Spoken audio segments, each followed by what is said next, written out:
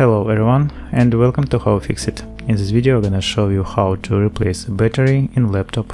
To disassemble you will need next tools: Phillips 1 screwdriver,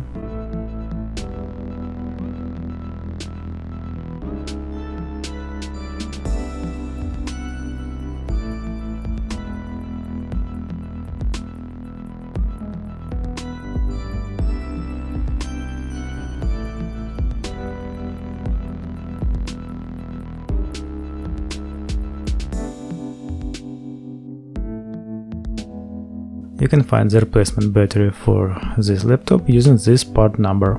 In any case, in the description under the video I'll add link where to buy new battery for this laptop.